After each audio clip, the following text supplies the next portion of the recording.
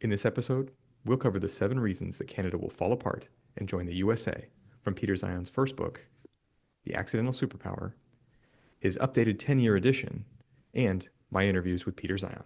Reason number 1 is unlikely geography. The beginning 4 chapters of this book explain how geography shapes our world. For Canada, Zeihan points out the ironic situation that geography makes it harder for Canadian provinces to connect with each other than to connect to the American states to their south. Canada's geographic barriers are as follows. A. The Rocky Mountains. Unlike the American Rockies, these mountains are so far north that winter closings are common obstacles. These separate British Columbia from the prairies. B. The Canadian Shield. This land has thin soil of low fertility, making it difficult for agricultural development and building transport corridors. This splits the prairies from Ontario and Ontario apart from Quebec. C. The St. Lawrence River. It's ironic that something as geographically useful as a river could be a problem, but the St. Lawrence splits eastern Canada off from the mainland. Ironically, the St. Lawrence River not only separates Canada, but also links Canadian commerce to the US. When you see these geographic divisions in Canada, you can recognize how it might be easier for the whole country to be absorbed into the US. Reason number 2 is dissolving demographics. When Peter wrote The Accidental Superpower in 2014, Canada had a demographic structure typical of a developed country. A huge volume of near retirees to make the country incredibly capitally rich and provide enormous tax revenues. Unfortunately, this is a precarious position as those citizens will age, stop working, pay less tax, and start to draw on the system they have been funding. While the power of Canadian immigration is compelling, it's probably not enough to change the whole picture. At the time of his writing, Zeihan found that the average immigrant to Canada was 32 years old, while the average Mexican immigrant to the US was only 18. Welcoming in immigrants who are established as adults in other countries will not be enough to compensate for Canada's quickly aging demography. Reason number 3 is Canada's economy. While the geography of Canada splits the country and the aging of its population impairs consumption-based growth, there are economic opportunities for Canada to exploit through its relationships with the United States. The proximity of Canada to the US puts the majority of Canadians within a 2-hour drive of the American border. Also, Canada's maritime system connects to major American cities at the center of the American trade network. This means that Canada does not need to sustain a large internal market because it is already functioning as a satellite economy of the United States. As Canada ages, this economic connection will become more vital. Canada can also limit its defense costs by remaining a firm American ally and enjoying the protection that comes with it. Add up the opportunity for trade access while limiting military costs, and you can see Canada's attraction to the United States for years to come. Reason number 4 is the Quebec Question. Quebec appears to be a threat to Canada's stability. Even the language preferred in Quebec, French, is a point of division between the province and the rest of the country. At any moment, they might flirt with seceding altogether.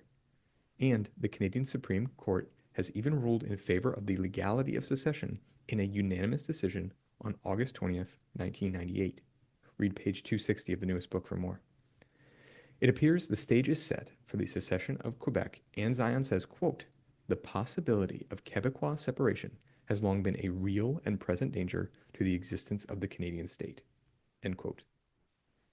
The issue is that Quebec controls so much of the non-US transport between Canada's most populous province, Ontario, and the Atlantic Basin, that the maritime provinces would need to join the US to access transport connections and avoid destitution. The Canadian government recognized this massive threat and strategically developed a fiscal transfer system that moved money from Ontario to the Quebec regional government. Call it a bribe, but by 2014, the Quebecois secession movement had died down.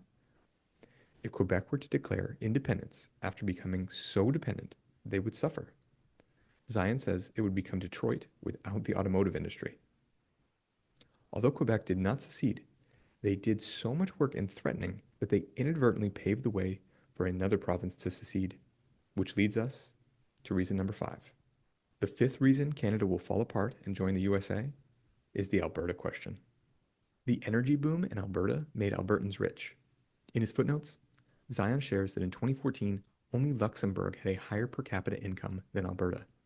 And compared to the rest of Canada, Alberta is so rich that it is the only Canadian province that is a net contributor to the national budget. Demographically, Alberta's success attracts young people who reduce the province's average age. This makes the population younger, yet more highly skilled and better paid. As this trend pushes Alberta further ahead of the rest of Canada, Albertans will be forced to pay ever higher volumes of taxes to their country to compensate for a Canadian population that is growing older, less skilled, and lower paid. However, Albertan energy faces some problems. At the time of his writing, Zeihan shared that the strength of Canadian currency was having a negative impact on Alberta's per barrel oil profits in Canadian dollars. The Albertan pipelines were also flowing into the Midwest, America's most competitive market, and attempts at pipelines to less competitive markets had become stalled by U.S. domestic politics. Alberta's grain is another US dollar denominated commodity that has suffered from the strength of Canadian currency. So, Alberta finds that being a part of the Canadian system is a drag on profits in major sectors. The opportunity to make better oil profits is out of Alberta's hands because access to American markets is controlled by American politics. And Alberta's tax burden is controlled by Canada, a nation where voters in other provinces dramatically outnumber Albertans. If Alberta could develop more political sway, this might help. But in 2014, much of the government were from Alberta, including Prime Minister Stephen Harper, who was born in Toronto but lives in Calgary, Alberta. So it's hard to imagine a situation with more Albertan influence. Ultimately, Canada relies on Alberta to maintain the things that are most important to citizens. But Alberta needs to not be part of Canada to maintain the things that are most important to its citizens. So, where will Alberta go? As an independent country, Alberta's energy export-driven currency could skyrocket, eventually causing a collapse of other sectors. And as a landlocked country, the problems of exporting to better markets would still be in the hands of American and Canadian politics. So they have one option: joining the United States of America. The immediate opportunities are many. A few of Zeihan's most compelling points are: A, unlimited access to American capital markets, the world's deepest and most stable. B, simplifying internal agreements such as the Keystone Pipeline into domestic projects, and eventually pushing Albertan energy to the global market. C, opportunity to refine and sell other energy products like gasoline and jet fuel. If Alberta jumps countries, which we have determined from the secession attempts of Quebec is within their rights, they will likely set in motion a chain of events that will kill Canada. The provinces of British Columbia and Yukon would be separated from the rest of Canada. They may choose to go independent or join the US too. Without Alberta, Saskatchewan will be Canada's youngest and richest province and should leave before the Canadian government eviscerates their economy. Quebec is already primed to secede, and the remaining provinces will be split apart geographically. If they made the decision to remain a kind of sorta Canada 2.0, that's not really relevant to this question because the Canada that we know would be complete history. Now, will Alberta pull the trigger? We'll discuss how that has played out in the last 10 years when we reach reason number 7. But before that, reason number 6. The sixth reason that Canada will fall apart and join the US is global disinterest. Canadian and US trade relations were worth about $640 billion in 2013, the largest bilateral relationship in world history. Put these two together and you have an incredibly compelling partnership that would instantly turn the United States into a powerful energy exporter. From a military angle, Canada is one of America's strongest allies and it faces no independent security threat from another country. Canadian defense could stand much to gain from accessing the economies of scale that come with participation in the American military-industrial complex. With its energy and defense positions even more tightly secured, America could step further back from global affairs. The only country guaranteed to remain of interest will be the topic of the next episode in this series, and that is Mexico. But before that, reason number 7. The 7th reason is the 10 years on perspective. Yes, despite Peter's strong argument for Alberta leaving Canada and breaking up the whole country in the process, Canada remains intact. The Albertan political factions necessary to secede have lost elections or failed to navigate the institutions.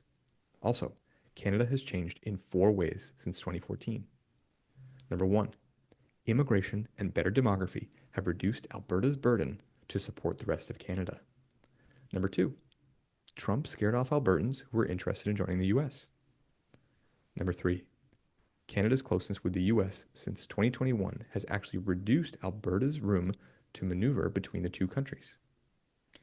And 4, it would be rude of Alberta to leave their country, and Canadians may just be too polite. I'm Brad Carr, and this is the second episode in a series on the most important ideas from my interviews with Peter Zeihan and his books. To catch the whole series, be sure to subscribe.